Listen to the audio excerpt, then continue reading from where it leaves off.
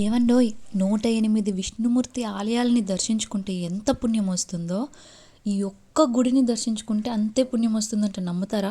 అది మరి ఎక్కడో కాదండి, కాకినాడ సమీపంలో సర్పవరంలో ఈ భావన్నారాయణ స్వామి ఆలయంలో విష్ణుమూర్తి స్వయంభూగా 2 రూపాల్లో భక్తులను అనుగ్రహిస్తాడు. అందుకే ఈ ఆలయాన్ని దర్శిస్తే 108 వైష్ణవ ఆలయాలను దర్శించేంత ఫలితం ఉంటుంది అంటారు.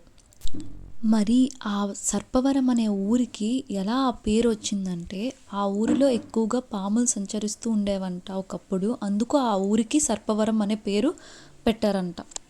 శ్రీ రాజ్యలక్ష్మి సమేత శ్రీ భావన్నారాయణ స్వామి వారి స్థలపురం తెలుసుకుందాం రండి.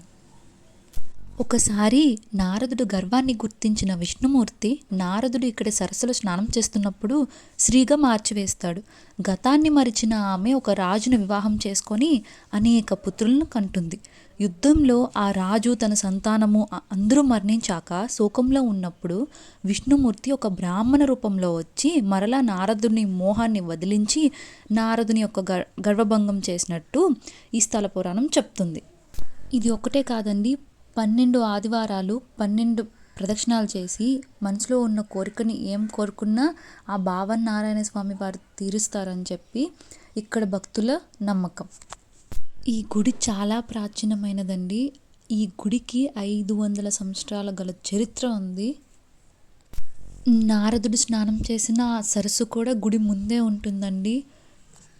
ఇక్కడ మరోపక్క గోదాదేవి విగ్రహం కూడా ప్రతిష్ఠించుంటుందండి. ఈ ఒక్క కథే కాదు, ఈ గుడి మీద చాలా కథలు ఉన్నాయండి. మీకు ఇంకా పూర్తిగా ఈ గుడి కోసం కావాలి అని అంటే నేను ఇంకొక వీడియోలో మీకు క్లియర్గా ఎక్స్ప్లెయిన్ చేస్తాను.